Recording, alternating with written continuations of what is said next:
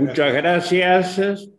Y antes de pasar la palabra a la socia hermana de Juan, tengo que decirles que a Juan lo conozco hace unos cuantos años. Fue un gran colaborador en la época del Instituto Antártico, de los viajes a la Antártida, de los temas de investigación, de la colaboración de la universidad donde estaba él, del trabajo que hizo, representó el Instituto Antártico incluso, de tal manera que lo conozco muy bien, es un uruguayo de gran valor en la investigación y el tema de hoy es un tema especial y un tema apasionante. De tal manera que no lo presento yo, sino lo va a presentar Cecilia, pero yo tengo que decir que para mí, además de un gran amigo, es un gran científico y técnico, de tal manera que hoy vamos a tener una gran conferencia y al final, si necesitan hacer algunas preguntas, con mucho gusto él las va a responder. Cecilia, tú tenés la palabra, sí, hacer palabra. Bueno, hola a todos. Les estoy hablando desde Madrid, pero es un honor estar hoy con todos ustedes allí. Cuando Francisco me dio la oportunidad de presentar a mi hermano, dije, solo 2 minutos para presentar a mi hermano. Con el vasto currículum que él tiene, sería impensable presentar su currículum. Entonces decidí que era más importante presentarlo como ser humano que es, como gran hombre que es, más que como científico, porque cualquiera de nosotros puede leer que fue 2 veces decano de la Facultad de Ciencias, y no fue más porque no se puede, sino yo creo que hubiera sido más periodos porque los alumnos lo estiman mucho.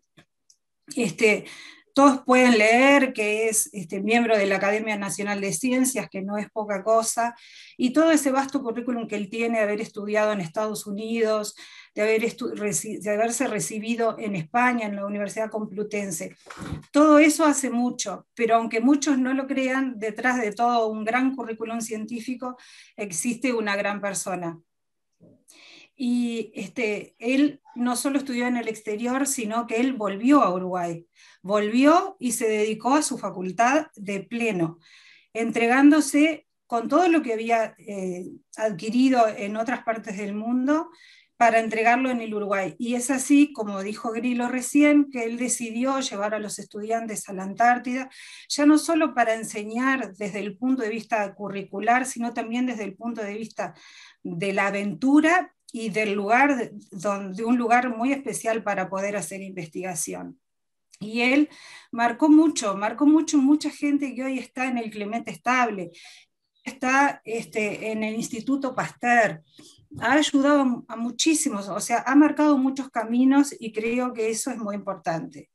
Tiene una resiliencia muy grande, porque cuando él tenía apenas 3 años, nacimos mi hermana y yo. Imagínense un niño de 3 años con sus abuelas, con sus padres, todo con plena atención, y le nacen no una, le nacen 2 juntas. Pero él se ha transformado a lo largo del tiempo en un hermano protector, en un hermano cariñoso, en un hermano amoroso, que lo sigue siendo hasta el día de hoy. Entonces, yo quiero que ustedes sepan que no solamente es el científico, sino que es un gran ser humano. Así que tengo el honor y el orgullo de hermana de presentar a Juan Cristina. Muchas gracias. Muchas gracias. Ya le damos la palabra a Juan. Bueno, buenos días. Podemos ir poniendo la primera diapositiva. Bueno, digo, la verdad que creo que esta presentación, capaz un poco exagerada, vieron que siempre dice, ¿no? Pero no sé si el refrán dice que no sé si detrás de un gran hermano hay grandes hermanas, ¿no? Entonces, por Cecilia y Verónica, creo, bueno, capaz que es una presentación un poco desmedida a mis capacidades humanas, pero siempre creo que es algo muy bueno, y agradezco mucho a Cecilia esta presentación, realmente creo que para mí también, digo, mis hermanas, al revés, no sé, como dicen los psicólogos, para mí siempre ha sido una enorme alegría tener dos hermanas mellizas. Y bueno, yo en esta presentación voy a tratar de ser breve para dejar un espacio de preguntas para que la gente nos pueda contestar. No antes, como ustedes pueden ver ahí en la primera diapositiva, bueno, mi enorme agradecimiento por la invitación al Rotary, al Rotary Club. Es un gusto poder estar con ustedes hoy aquí en un tema tan importante, y agradecerle al Rotary por brindar un espacio que creo que es tan importante para la ciudadanía, ¿no? Que la ciudadanía es una ciudadanía democrática que tiene que tomar las decisiones basadas en fundamentos que nosotros, cumpliendo nuestro rol social, podamos darle para que la ciudadanía haga las elecciones que entienda conveniente, ¿no? Y como ustedes pueden ver abajo a la derecha también, bueno, es un gusto enorme volver a estar aquí en la Parva Domus, en esta hermana república, ahora que estamos aquí reunidos en su territorio. Bueno, y agradecerle siempre al doctor Grillo. Nos queda todavía, me acuerdo cuando era decano Facultad de Ciencias, con la invitación de la Parva, estuve hablando con los ministros respectivos para hacer un convenio de cooperación científico-tecnológica, que me parecería sumamente importante continuarlo. Y bueno, también es un gusto, y agradecerle las palabras al amigo Grillo, con quienes compartimos nada menos que la presencia de Uruguay en Antártida, que eso es algo que todos hacemos para nuestros nietos, ¿no? O sea, hacer algo para, digamos, los uruguayos que hoy están, que empezaron ahora la escuela ayer en preescolares, cuando tengan nuestro más, decir qué bien tuvieron los abuelos que se metieron en esto, ¿no?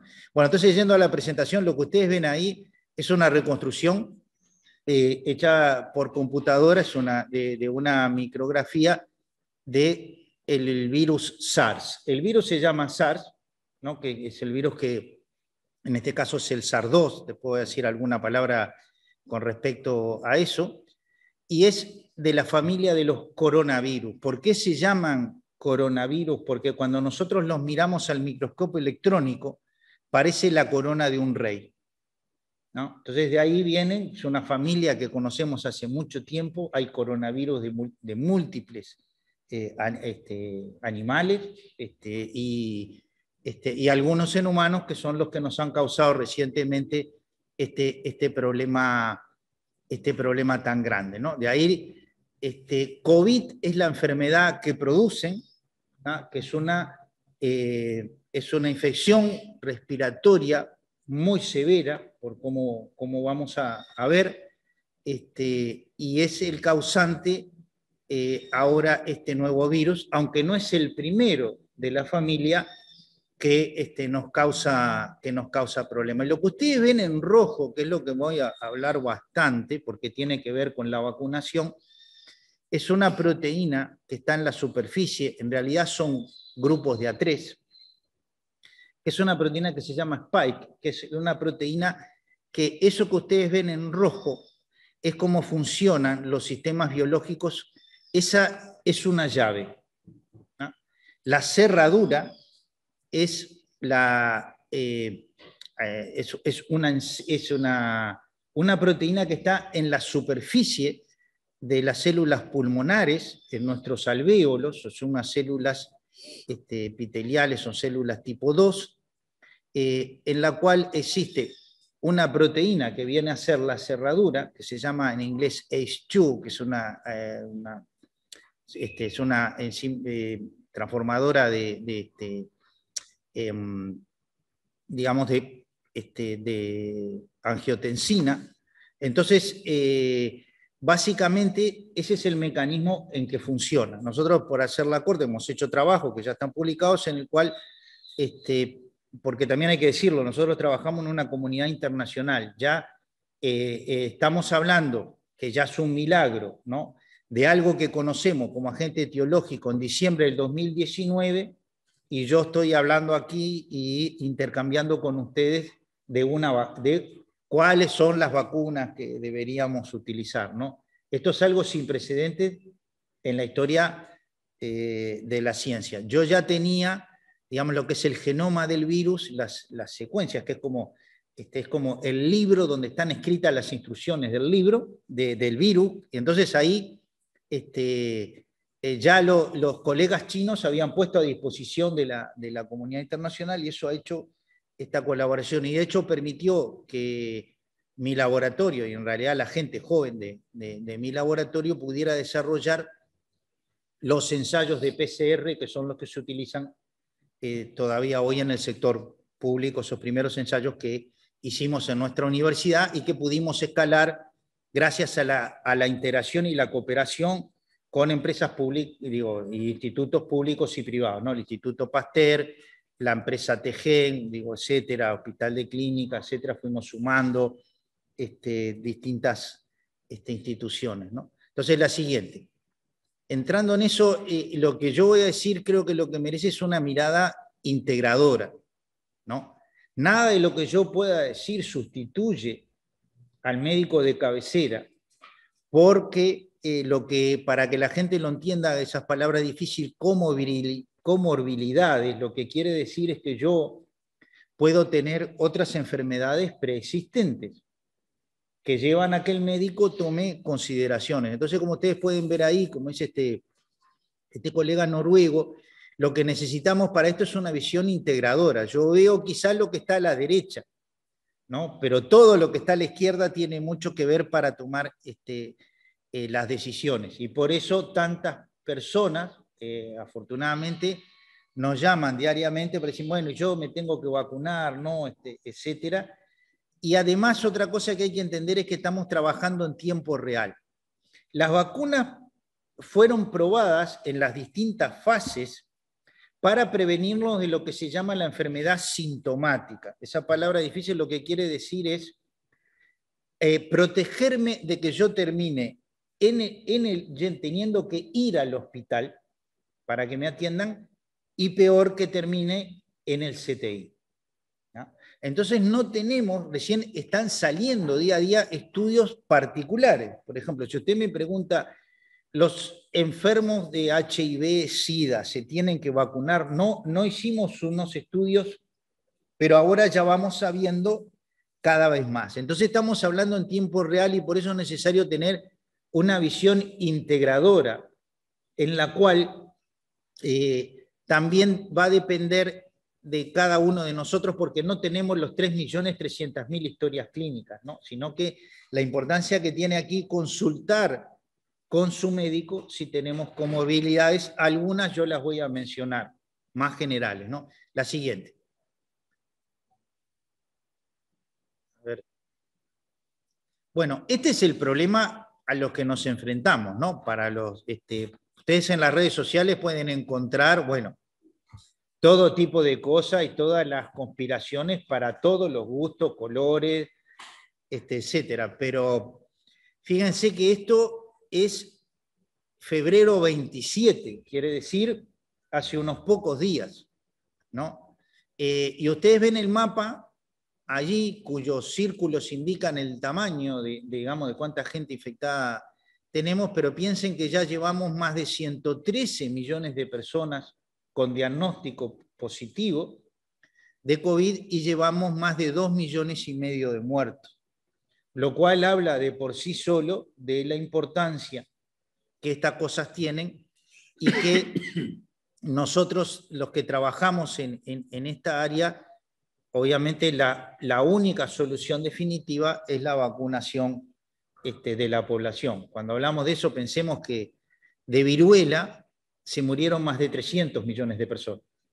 Afortunadamente es una enfermedad que hoy no existe, pero que se pudo erradicar gracias a que ya Jenner en los años 1700 pudo hacer una primera vacuna contra ello. Pensemos que cuando muchos de nosotros éramos chicos, la polio estaba todavía en la vuelta y había 500.000 personas paralizadas por año.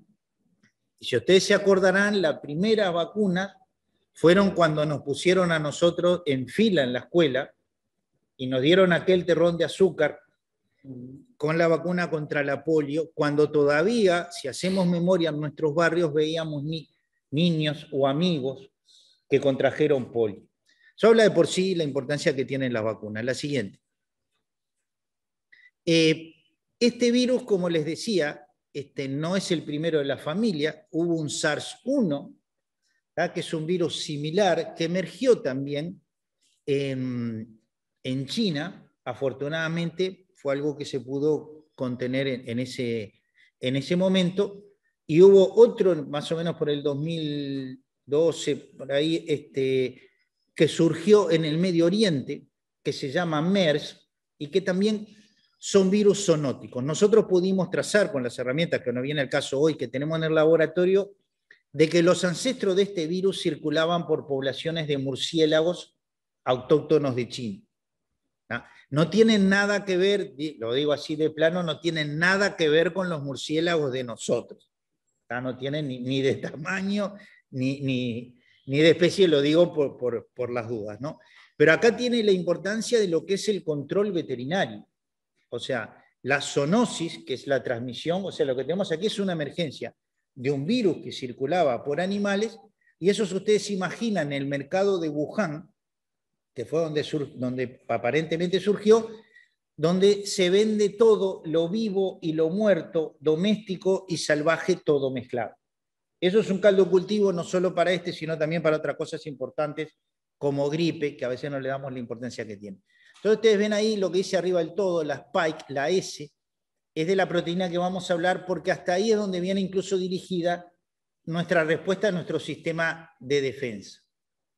Entonces arriba está el genoma, esto es un virus de RNA, simplemente decir, esto lo que quiere decir es que el genoma de este virus, como todos los virus de RNA, cambia rápido, ¿no? Si lo comparamos con los mamíferos o la historia evolutiva de nosotros. Eso se puede calcular.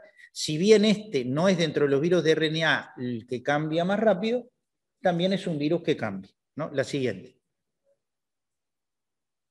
Bueno, entonces ustedes tienen ahí a la izquierda como ese ciclo vital, ¿no? Si empezamos desde arriba, a la izquierda, lo que tenemos es la unión de esa proteína spike que yo le dije, esa llave, con la cerradura que está en nuestras células alveolares, ¿no? Las células son células epiteliales tipo 2, como ya les decía. Esto tiene es decir, lo que el virus adquirió es una ventaja evolutiva de poder engancharse como llave y cerradura en una cerradura que nosotros tenemos en nuestras células, ¿no? Y lo ha hecho de una manera súper eficiente a nivel molecular. Eso es lo que hace que el virus, además de que ya de por sí es un virus respiratorio, sea tan contagioso. Entonces, al engancharse se producen, pues les voy a contar brevemente, unos cambios que hacen que el genoma del virus, esta palabra difícil, también lo que quiere decir es, ahí hay un libro de instrucciones. Lo que hacemos es poner el libro de instrucciones dentro de la célula lo lee como lee el libro que va haciendo sus cosas rutinariamente. O sea que en realidad lo que hace el virus es aprovecha que la célula lee esas instrucciones y fabrica los ladrillos de lo que tenga que fabricar para que nosotros sigamos con vida, y en realidad el virus lo que hace es pone, vamos a decir, su libro arriba de la mesa. ¿Tá? Eso es lo que hace de que se generen todas las proteínas que vienen a ser los ladrillos que forman el virus, y eso se expresa en la superficie de la célula. Entonces nuestro sistema inmunitario, que es como un sistema, es como un ejército de células y moléculas que lo que ven es lo propio y lo no propio. Lo que es propio no lo ataca, lo que es no propio se da cuenta, aunque no lo puedan creer molecularmente, y lo ataca. En la figura de la derecha, vieron que está agrandado ahí lo que es la spike, que en realidad son trímeros, porque son 3, y en una de ellas hay un detalle que en realidad es cómo está hecha la proteína. Esto en realidad es para que ustedes vean abajo, hay en rojo están puestos lo que hay, 2 sustituciones, que eso lo hacen las empresas que hacen las vacunas, sobre todo de RNA, en el mensaje, para que eso, digamos, no nosotros tenemos la llave, esta llave cuando se engancha en la cerradura hay una cantidad de cambios tridimensionales que ocurren, que es lo que hace que el virus pueda entrar a la célula. Lo que nosotros no queremos, que como es muy sensible ese cambio, lo que uno quiere en la vacuna es que nuestro sistema vea que esa llave que está ahí es extraña al organismo y la ataque, ¿no? Eso es básicamente lo que ustedes tienen en el dibujo de la derecha. También más a la derecha hay otras cosas, por ejemplo, que se están probando. Por ejemplo, partes, en vez de hacer en la vacuna lo que me inyectan, que es la llave, me inyecten una parte de la llave. Ya muchas veces con que sea una parte, ya mi sistema lo ve y lo ataca. Entonces, en realidad, las vacunas lo que pretenden es que mi sistema vea la llave, porque al atacarlo, la llave queda envuelta y no se puede unir a la cerradura. Esa es toda la verdad sobre las vacunas, ¿no? La tercera. Les pongo ahí los trabajos científicos, siempre están puestos allí por si alguno quiere profundizar sobre esto. Existen 7 estrategias diferentes para el desarrollo de vacunas contra el SARS-CoV-2, que ustedes ven ahí.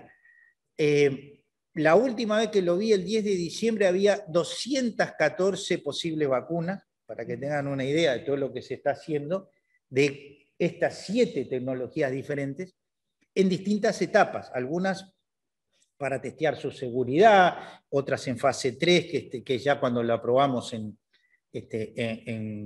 población en general, etcétera. Y yo me voy a referir en realidad a 2, porque son las que están señaladas en rojo, porque son una la que ya está, que se empezó a vacunar ayer, y otra es la que está anunciada que va a venir, ¿no? Después voy a hablar de alguna otra que ahora también se menciona como una posibilidad, que es la que está más abajo, que es las tecnologías hechas por vectores, ¿no? Entonces, la siguiente. Voy a empezar por la vacuna de Sinovac, que es la que estamos dando ahora. Las vacunas de Sinovac es una tecnología de virus inactivado. Tenemos más de 60 años de experiencia en este tipo de vacunas. Es decir, esta es una vacuna fabricada, vamos a decir, a la usanza tradicional, por decirlo en corto, ¿no? Lo que hacemos es, ustedes ven arriba a la izquierda el virus, ¿no? Este coronavirus que nosotros queremos combatir. El virus se crece en cultivos celulares, es decir, infectamos artificialmente células, lo purificamos, y la figura arriba a la derecha se trata con un compuesto químico. Ese compuesto químico incluso se intercala en el genoma, es decir, en el libro, ¿no? Molecular del virus, y no se puede replicar. O sea que ese virus queda inerte. Sin embargo, la forma tridimensional, que es lo que reconoce nuestro sistema de defensa como cosas propias o no propias, sigue intacto.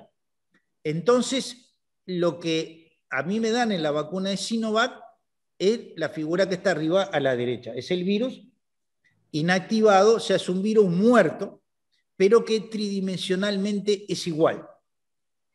Entonces, cuando a mí me lo dan ahí, ustedes ven en la figura que está abajo a la izquierda, hay células del sistema inmunitario que reconocen esto como no propio, lo absorben y presentan partes de la spike, por ejemplo, de la superficie del virus, y si pasamos a la figura abajo a la derecha, activamos otras células del sistema inmunitario, como son las células T, que generan los anticuerpos, ¿no? Los anticuerpos son unas moléculas que la célula es capaz de generar muy específica contra lo que yo me quiero unir.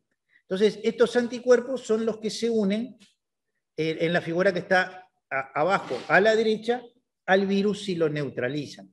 Entonces, con lo que nosotros queremos es generar anticuerpos dentro de nuestro sistema contra la llave, de manera de ya liquidar el virus que se pueda unir. Esta es la vacuna que estamos dando ahora, que es una tecnología, digo, tradicional de fabricación de vacunas.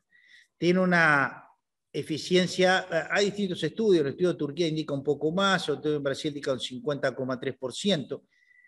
Es una vacuna adecuada para dar en un momento de pandemia, porque que nosotros logremos una buena campaña de vacunación depende de dos cosas: de la eficacia de las vacunas, de la cantidad de gente que se vacune y de cuál es ese número raro que es el R0 que nosotros vivimos calculando, que en realidad lo que quiere decir es cuántas personas contagio yo. Si yo estoy en un momento como estamos ahora, ustedes vieron que los casos, muchos departamentos están subiendo en la pandemia, una vacuna que a mí me baje, me suprima la población viral, me va a ayudar. Digo que, ojo, no es instantáneo, no es que nos empezamos a vacunar ayer y mañana se van a ver los efectos, ¿no? Lleva un tiempo. Lo que hago es aplanar la población viral. Por eso es una vacuna importante a dar en este momento. Por eso también hay que decir, como ustedes vieron, hay una cantidad de vacunas que incluso a lo largo de los años podemos ir cambiando. Ahora damos esto, que es lo adecuado, mañana puede haber otros tipos de vacunas, ¿no? La siguiente. La otra es la tecnología conocida como las de Pfizer Biotech, que son tecnologías de RNA mensajero. Eso es lo que quiere decir que son las vacunas de RNA. Lo que quiere decir es que lo que hacemos es tratar de meter dentro de las células, cuando a mí me vacunan, un mensaje. Ese mensaje la célula lo lee y lo que hace es fabricar la llave, la proteína Spike. ¿Tá? Entonces lo que hacemos es, artificialmente sintetizamos ese RNA, que es el mensaje para fabricar la proteína Spike, o sea, para fabricar la llave que abre para el virus nuestra célula. Entonces allí lo que hacemos, se usan nanopartículas lipídicas, que son como gotitas microscópicas de lípidos, que eso tenemos más de 20 años de experiencia, las células las absorben fácil. Entonces allí lo que ustedes ven es que la proteína, lo que dice la traducción es que la célula está leyendo un montón de mensajes de ella. Lo que hacemos nosotros es artificialmente, dentro de esa lista de mensajes, artificialmente le ponemos el mensaje de que haga también la proteína Spike del virus, ¿no? Eso se expresa en la superficie, como ustedes pueden ver abajo en la figura, y volvemos a lo mismo. Ahí volvemos a activar, o porque esa célula se muere y quedan restos que son reconocidos por la célula de nuestro sistema de defensa, podemos activar las células B y generar los anticuerpos que nos protegen del virus, ¿no? Esta es la tecnología del RNA, que es la tecnología más nueva. Es una tecnología que se está aplicando mucho, sobre todo en el sector salud. ¿Por qué? Porque tiene una eficiencia del 94%, o sea, que genera una respuesta inmunitaria muy fuerte, ¿no? También a veces eso es lo que nos generan a veces esos síntomas, ¿no? Que me duele el lugar que me pincharon, me siento afiebrado, me duele, y después vamos a ver algunos temas de diferencias de alergia entre las vacunas. La siguiente. Como se ha anunciado que pueden venir vacunas basadas en vectores, les pongo la Sputnik 5, que es la vacuna, en realidad primero de origen de un instituto ruso, que también tienen enorme experiencia. Ahí cuando se habla de que no se han cumplido las fases, por ejemplo, una cosa importante de las vacunas con vectores es que, por ejemplo, esta misma tecnología se utilizó para hacer una vacuna contra el ébola, que es un problema muy serio en África Occidental. Entonces, por ejemplo, los vectores, todo eso ya estaba aprobado. Lo que se hizo fue sacar el mensaje de ébola y poner el mensaje de la spike del virus, ¿no? Esto lo que hacemos es utilizar un virus que a nosotros no nos causa una enfermedad. En realidad, esos virus muchas veces son originalmente virus del resfrío común, que incluso se trabajan, o son virus de resfrío común de otros primates superiores, ¿no? O sea, de monos. Entonces lo que se hace es, se pone el mensaje de la spike, de la llave, dentro de ese vector, que es un adenovirus, en realidad son dos vectores. Algunas otras compañías, por ejemplo, Johnson & Johnson utiliza solo un vector, que es el que está a la derecha, o sea que no es solo los vectores, no es un tema solo de la vacuna de origen ruso, sino que hay muchas otras empresas haciéndolo, y volvemos a lo mismo. O sea, lo que hacemos es, estos adenovirus infectan nuestras células cuando nos vacunamos. El virus llega dentro de la célula a inyectar ese adenovirus su ADN, su material genético en el núcleo de la célula, que luego la célula lo que hace es generar el mensaje para la construcción de la proteína Spike del SARS-2, o sea, de la llave. Y ahí volvimos nuevamente, como ustedes ven un poquito siguiendo la raya negra, la célula traduce ese mensaje, dentro de todos los mensajes que está traduciendo, y expresa en su superficie las proteínas de unión al receptor celular, que es la proteína Spike, y volvemos de la misma manera a activar células de nuestro sistema inmunitario y que generan anticuerpos específicos que nos protegen contra el virus. Les cuento también esta porque es algo que se ha hablado que puede venir alguna vacuna con vectores virales, ¿no? Estas son tecnologías que también se han utilizado en otros virus, ¿no? La siguiente. Bueno, acá en esto que es una figura muy compleja voy a tratar de resumir.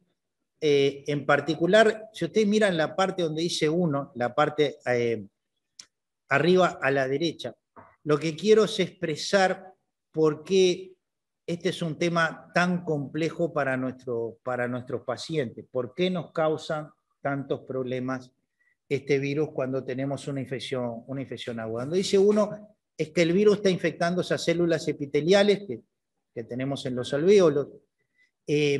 Normalmente ahí está tachado INF, que quiere decir, varios de los virus, cuando nosotros nos infecta un virus, tenemos, vamos a decir, una primera línea de defensa que es innata, que lo que hacemos es una cascada que activa unos genes que generan unas moléculas que se llaman interferón, que interfieren con la replicación del virus.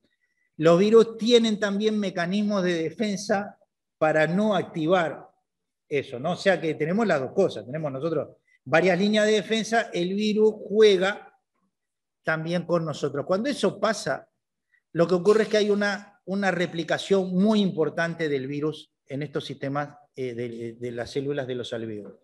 Entonces, como ustedes pueden ver en 2, hay células que están dibujadas allí. Lo importante no es que son las células, son los macrófagos, etc. Son llamados a ese lugar. Y entonces también nosotros generamos respuestas, como ustedes ven, de citoquinas que son, segregamos una cantidad de moléculas que les dicen a las células de alrededor algo hay que hacer. Esas, como la interleuquina 6, la 12, tumor necrosis factor y otras citoquinas, lo que producen son los que nos producen inflamación en los tejidos pulmonares, son los que también producen infiltración del tejido pulmonar, y ahí es donde empezamos a tener serios problemas. Pues para hacer un poquito eso que es tan difícil, vayamos a la izquierda.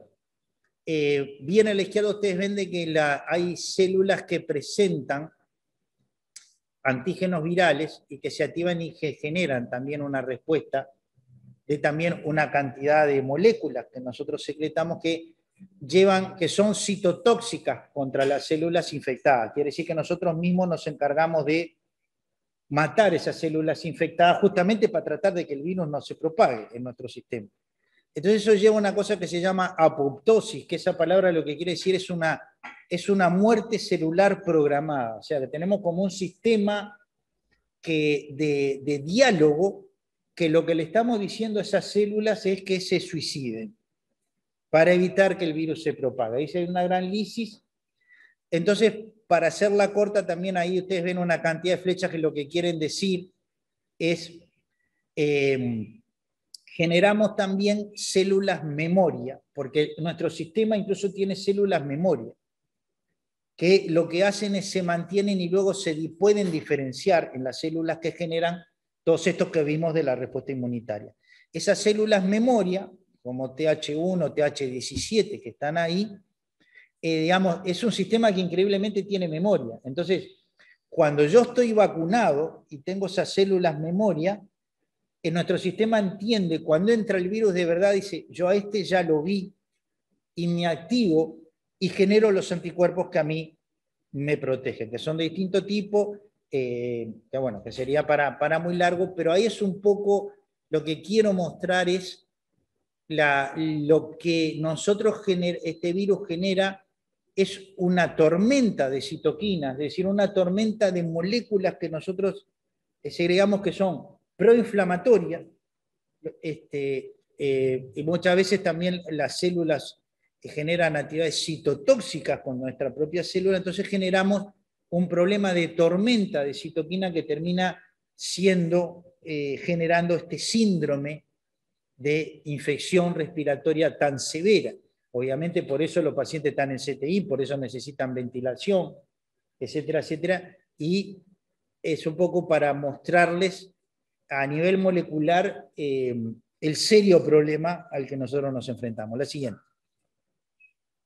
Bueno, yo voy a hablar brevemente de algunos grupos, de todas las preguntas que me hace la gente normalmente. Uno de los problemas es el tema de las alergias, ¿no? ¿Qué hacemos? Y hay mucha información con respecto al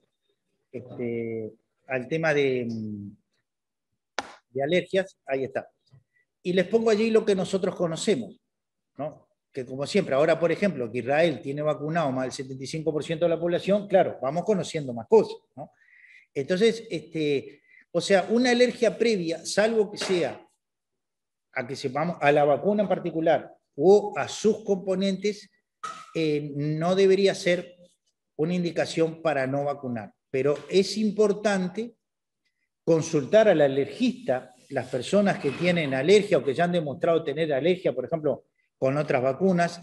Del único producto que yo recuerdo que está en las vacunas que sabemos que puede generar... Ahora, cuando hablamos de alergia, a ver, son pocos pacientes, ¿no? Porque a veces en las redes sociales parece que todo aquel que se da una vacuna de RNA tiene un problema alérgico.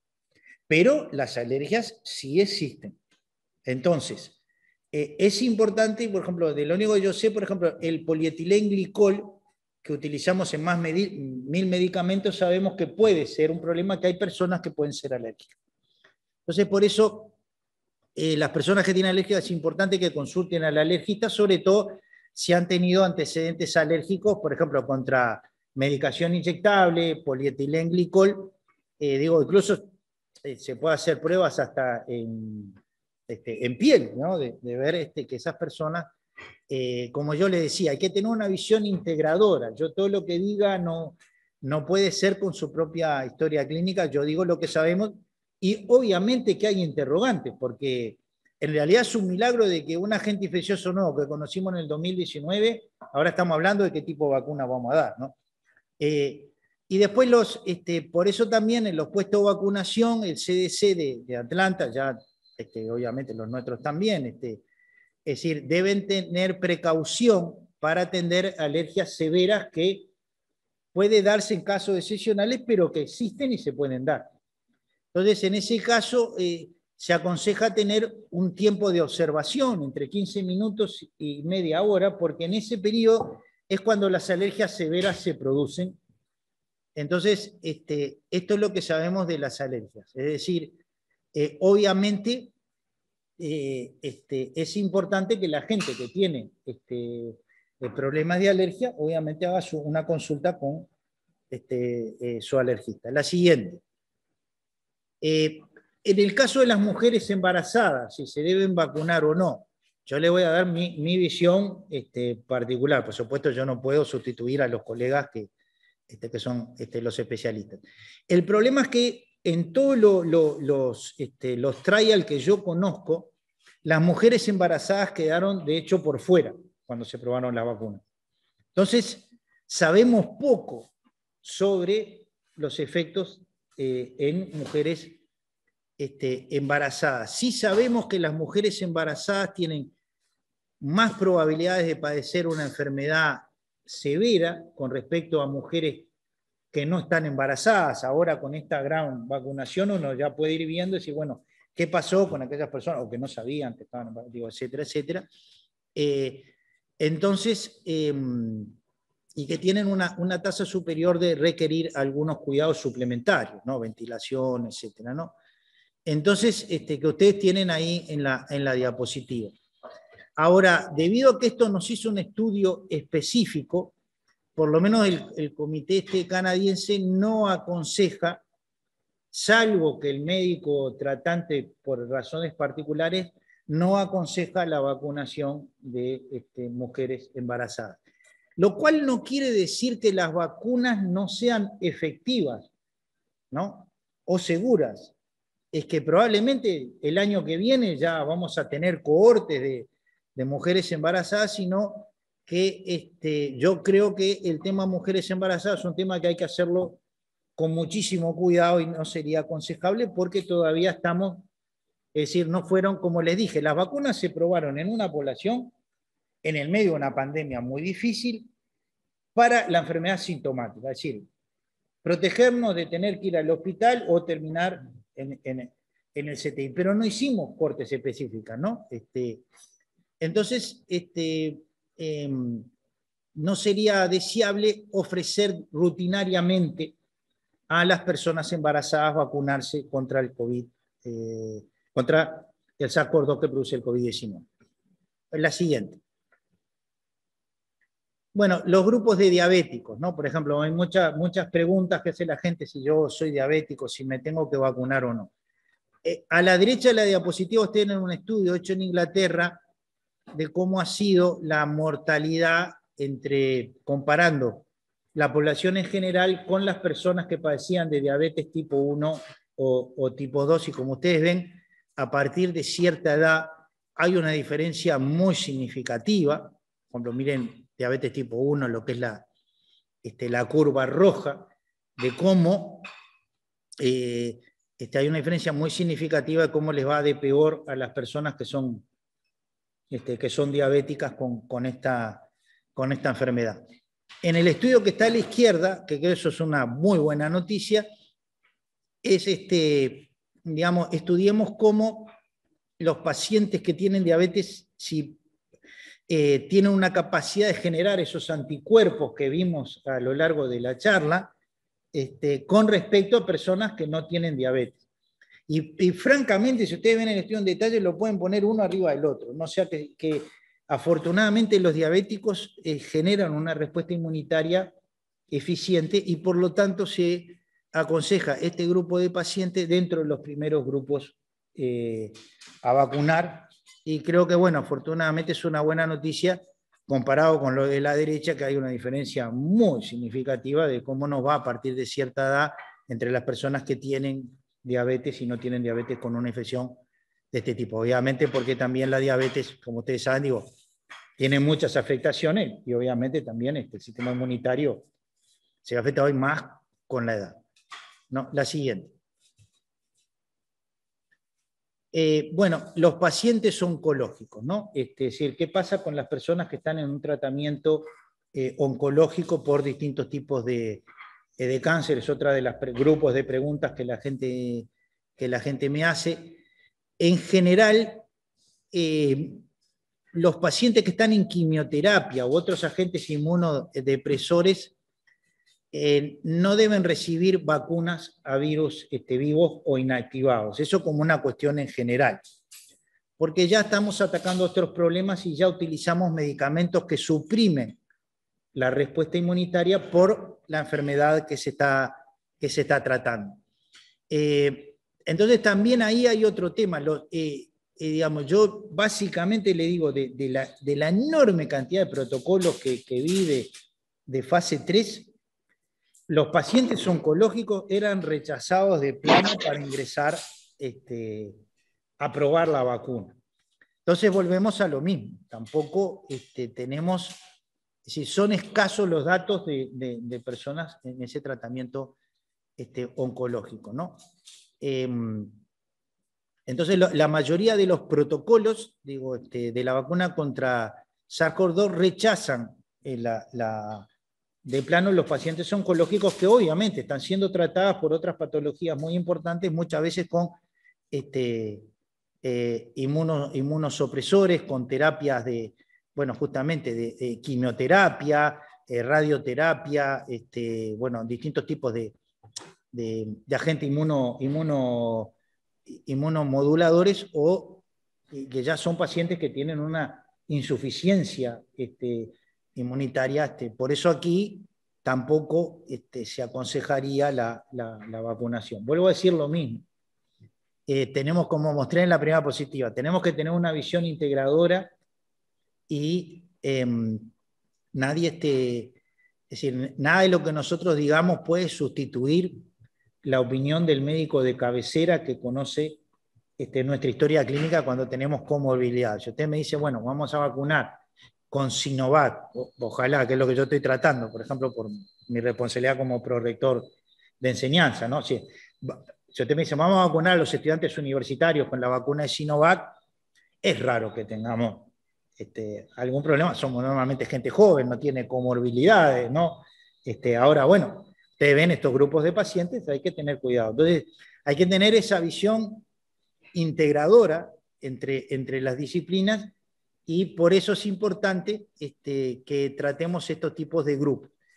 Obviamente, las preguntas que suceden diariamente en cantidades muy importantes que son lógicas. Es decir, bueno, se pregunta, amigo, tengo mi mamá que tiene 94 años, ¿la vacunaré o no? Yo, bueno, a los 94 años probablemente alguna comorbilidad se puede tener, ¿no? Yo creo que ha llegado hora de tener alguna comorbilidad. Yo no puedo sustituir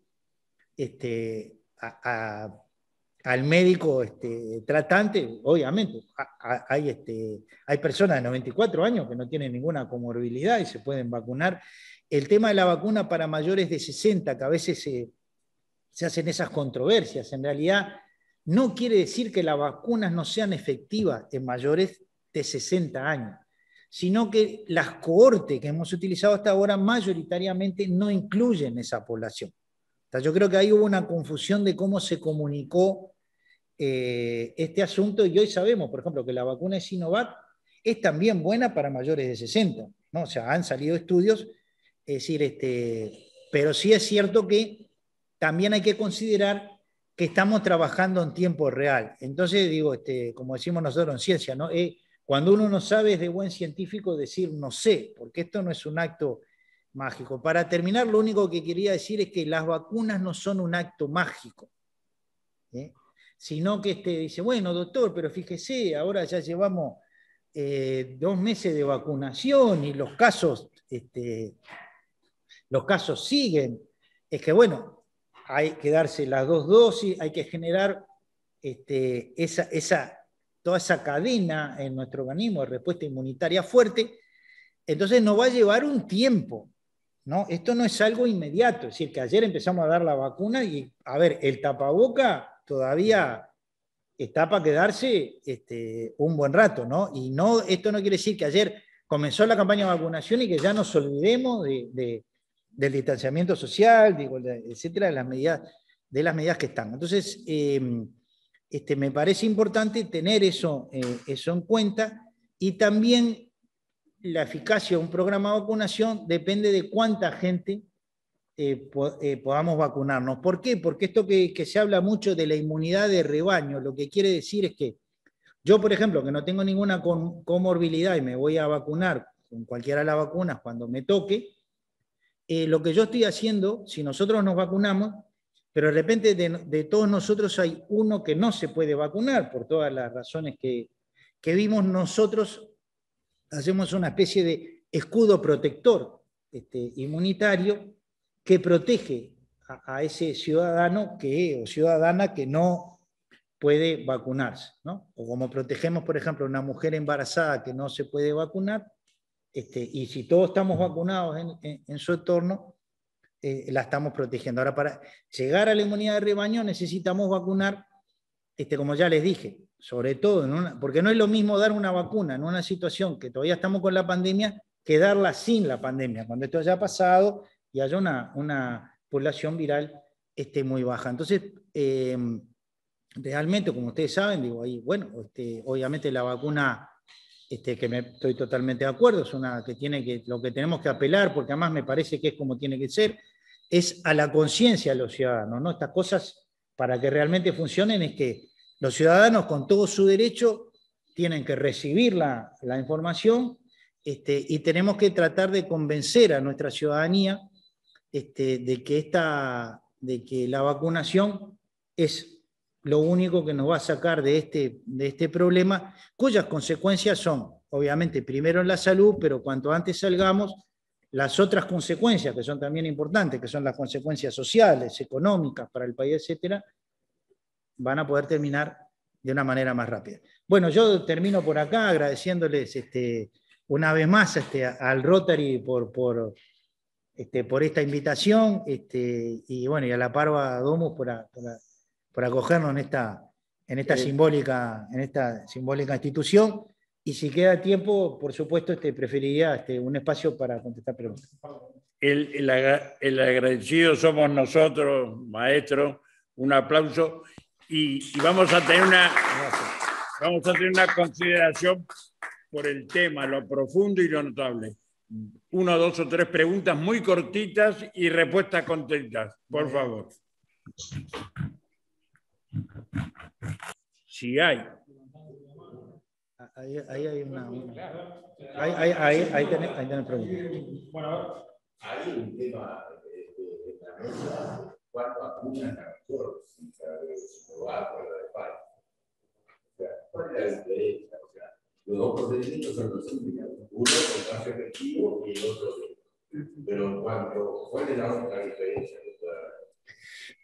Yo creo que en este momento de pandemia todas las vacunas son buenas, utilizándola cuando usted hace un programa de vacunación, tiene que ver cuál es la ventaja de usar una vacuna u otra en cuanto a la población que usted quiere atacar.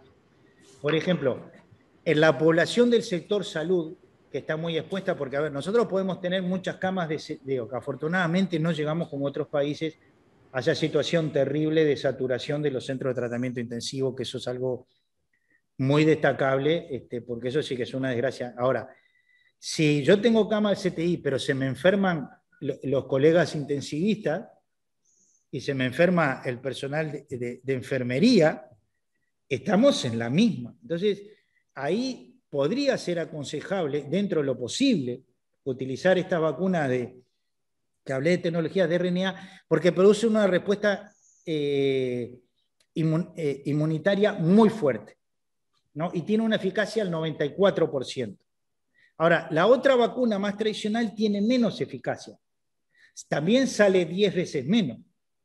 Y si es para vacunar población en general, que además no es la que digamos, es el grupo etario más significativo, porque en realidad el problema está relacionado con las franjas etarias.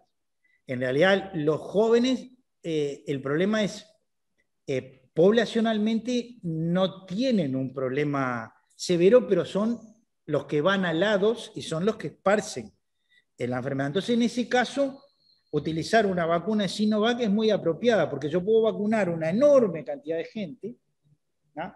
Y puedo reservarme. Entonces, las dos vacunas son buenas. Ahí, y las de vectores virales también son buenas. Entonces, depende de cuál es su estrategia, ¿no? Que es un poco la que ha determinado el Ministerio. Hoy estamos en esa controversia. Yo creo que, digamos, si pudiéramos elegir, porque claro, con el diario El Lunes es fácil, ¿no? Si pudiéramos elegir, obviamente yo en el sector salud utilizaría la vacuna de Pfizer como primera instancia, ¿no? Cada una tiene sus problemas también. Ahora parece que no precisamos menos 70, pero precisamos menos 35. Las vacunas de Sinovac es una vacuna como la que nos damos en el esquema de vacunación que tiene el país. Que además hay que decir que Uruguay, afortunadamente, es un país con una enorme experiencia de vacunación y con un esquema de vacunación que es de los mejores del mundo. O sea, acá hay mucha experiencia y por mi conocimiento le puedo decir que el comité asesor, porque en realidad hay un comité asesor de inmunización del ministro de Salud Pública, está integrada por colegas con una vasta muy bien. Experiencia. Pardiñas creo que quería hacer una pregunta. Sí, Te escuchamos. Excelente charla, realmente muy instructiva aún para los para los médicos que estamos acá, que fue muy, muy motivante y muy profunda. No hay simplemente poco que agregar a lo del colega. Como él dijo, evidentemente estos trabajos fase 3 a determinados grupos los han excluido. Entonces, entre ellos está, como dijo, las embarazadas, los pacientes oncológicos. Pero viendo las estadísticas, y el tema son que vamos a los pacientes que tienen comorbilidades oncológicas, vemos que son los que tienen más mortalidad cuando el virus los ataca. Entonces estamos en un balance. Como no hay experiencia, decimos que los estudios fase 3 no han demostrado una variación porque no se ha estudiado específicamente ese punto, pero la realidad indica que estos pacientes son extremadamente vulnerables. Y una cosa muy importante que dijo el doctor es que en este grupo no sería bueno o indicado utilizar virus inactivados, porque pueden estar totalmente inactivados, medianamente inactivados, o alguno de repente estar medio vivo. Entonces puede provocar una enfermedad que podría ser más grave que la que tratamos de prevenir. Entonces también en este paciente se me ocurriría, en este tipo de pacientes con comorbilidades graves, estaría bueno seleccionarlos para la vacuna RNA Pfizer como alternativa. Y la otra cosa es decir que si bien la Sinovac tiene un 50%, es importante porque nosotros estamos vacunando, y el doctor lo sabe, para la gripe anualmente en una vacuna que tiene entre 40 y 60% de eficacia. Y en la realidad, en España, la última vacunación tuvo 25% de eficacia porque no se puso dentro de la vacuna, dentro del combo de la vacuna, al virus que estaba más infectando en ese momento. O sea que es posible que la vacuna que se den dentro de 6 meses o en un año, incluyen todas estas cepas que han variado, y que el doctor por tiempo seguramente las ha obviado. Y la otra cosa, que también es importante, que la vacuna Sinovac, si bien no cubre el 94% de la Pfizer, sí cubre el 100% de los casos graves y mortales. Y yo creo que eso es muy importante remarcarlo. Que si bien pueden padecer la enfermedad en todo caso no va a ser grave o mortal. Felicitaciones, doctor. Muchas gracias. Una pregunta más. A ver si hay alguien. ¿No? Ramón, adelante, la última. Audio. El doctor se refirió a los casos de diabéticos y de embarazados. ¿Qué pasa con la parte cardiológica?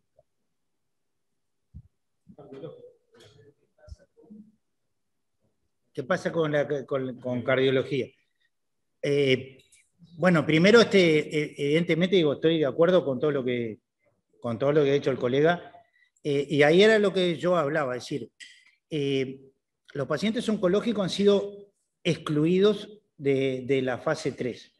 No quiere decir que las vacunas no sean eficaces en esos pacientes, pero lo que yo hablaba era que como dice el doctor, es decir, y es cierto que obviamente son pacientes de sumo riesgo, pero creo que acá hay un tema que por razón de tiempo yo no hablé, que hay un tema también bioético, es que mucho esto va a ser la decisión, como yo decía, yo no puedo